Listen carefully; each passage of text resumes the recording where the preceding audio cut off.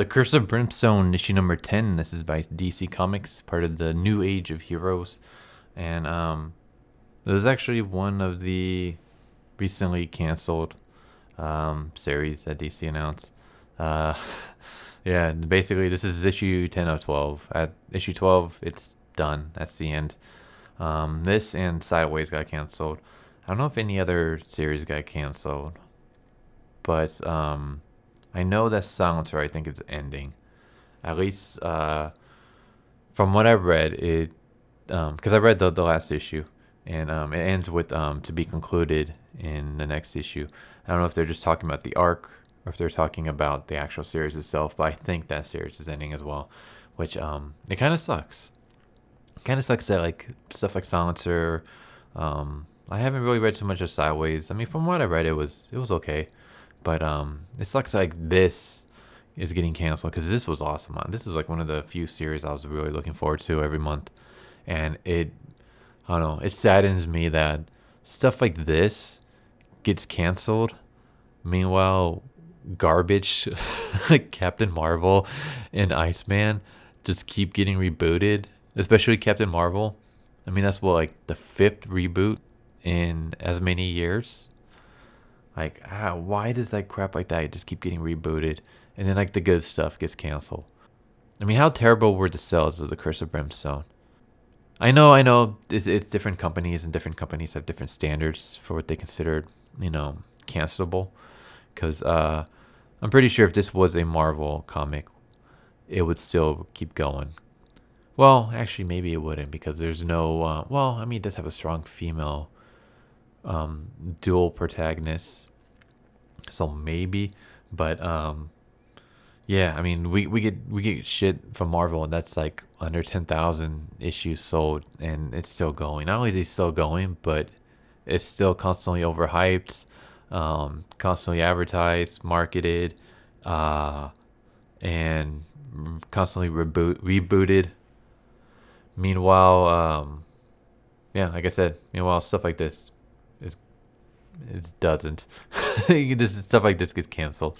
So we start with the flashback where we see our two heroes. Basically, this was basically we see him helping a bunny rabbit. There was these bullies and they're kind of throwing rocks at the bunny, and then he kind of starts a fight with them, and they start beating him up when his sister Annie comes for the save. Sorry, I had to mute my phone. But yeah, so she kind of comes for the save, and this is kind of done for two reasons. The scene is one, to show the bond that they share between each other, and two, to show that he wouldn't hurt innocent creatures, and he would actually risk his own health to hurt the creatures.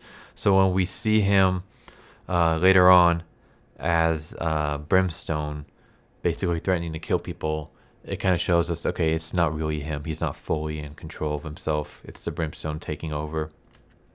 So now we cut to present day where we have Annie talking to this guy, Jack, who basically just murdered a family. And she basically wants to get answers out of this guy. And I think his backstory was revealed in a Curse of Brimstone annual, but I didn't see that. Like, I didn't even know that there was an annual, so I never picked it up and I never read it. So, but they show a brief scene of it. Yeah, they say annual number 1. Basically, he is presented. Here's the salesman, and the salesman is giving him an offer, and rather than take the offer, he instead stabs the salesman in the eye with a fork, and I think he kills the salesman and steals his book. He steals his ledger, and basically all he wants is he wants to see chaos. He wants to be a part of chaos. He doesn't really want to necessarily cause the chaos. He just wants to witness it. He wants to witness all these like terrible things happening. So he just wants the ledger. That way he can discover like all the other agents and witness their destruction of towns and stuff like that. Like this guy, he was at the diner that Annie worked at. Because he knew that the salesman had made a deal with her brother, and he basically wanted to be in the town so he can see the destruction going on. So I was like, okay, this is kind of an interesting idea for a character, and then Annie shoots him with rock salt. Basically, yeah, she's one of those where, like, no matter how terrible this guy is, because I mean he literally is a serial killer, she still can't find it in herself to kill him. She just basically wants to know like where her brother is and stuff like that, which is kind of funny because I mean she did kind of abandon him, which he points out, which is I thought was kind of interesting. Is like, you walked out on your brother when he needed you, kind of. And I was like, you know what? I was thinking the same thing. Like, I think I even said that in the last Curse of Brimstone review that I did, where she like disappears on him. I was like, right when your brother needs you the most, you walk out on him. But I was like, I'm glad that they're not just ignoring it. Or if this was like Marvel, they would make her seem like the hero for doing the right thing of walking out on her brother rather than staying behind to help him in his time of need. So I like the fact that they brought that back.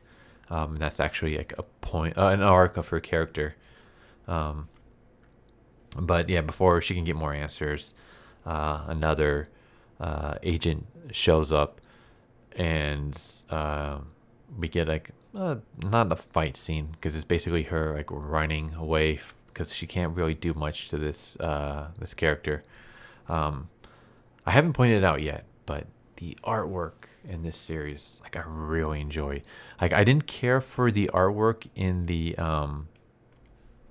first few issues. Like, I thought it had this weird style. I think but like stuff like this, I like this. I think they got a new illustrator for this.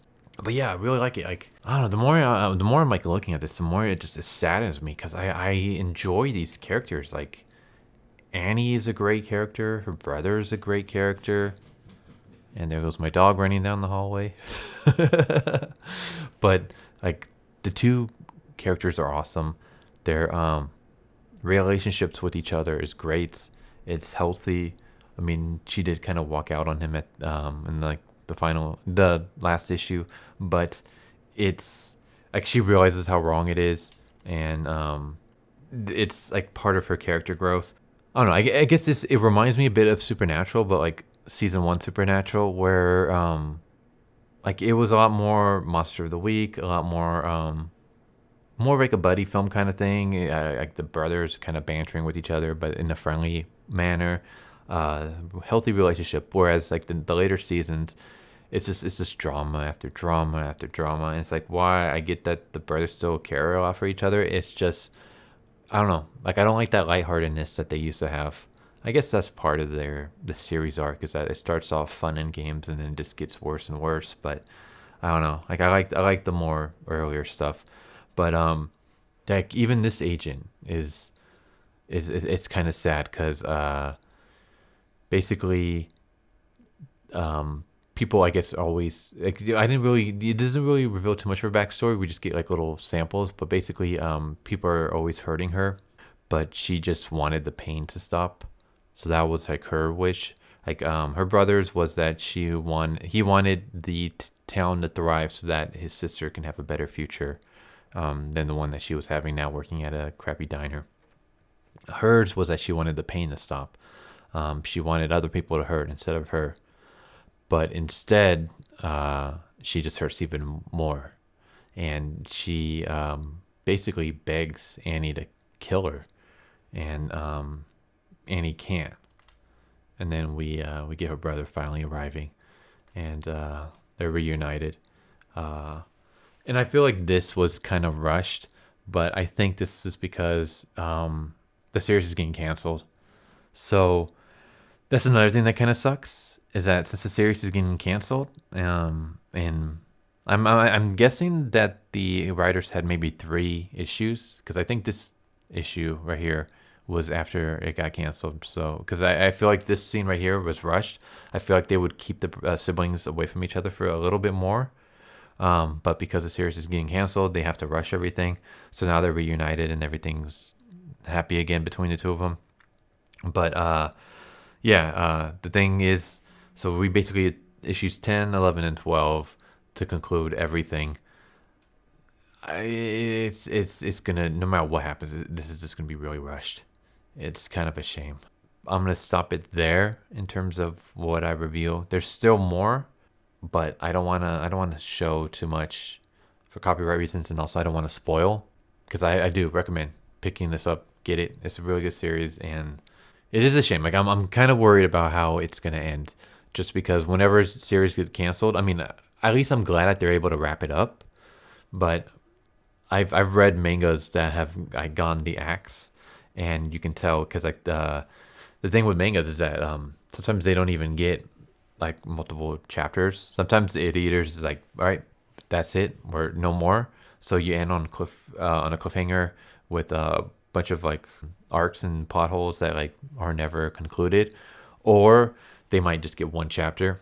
So basically, they have to conclude an ongoing series in one chapter and wrap everything up, which makes it like just rushed as hell. So I'm kind of worried that that's basically what's going to happen, because I can already see the hints of the rushing between these two characters being reunited and stuff. Like I feel like this was going to be dragged out a little bit longer, and we would see Annie on her own for a bit, and we would see the brother on his own for a bit, and would see how they deal with not being together as a team before something happens to make them realize that they should team up again. But it like I said, it came across very rushed. So I feel like we're getting the seeds of that. So here's hoping that they can give us a good conclusion. They got 2 more issues to wrap everything up. But yeah, it's a shame, man. It's a shame that series like this get canceled, and then you get garbage just constantly rebooted over and over and over again.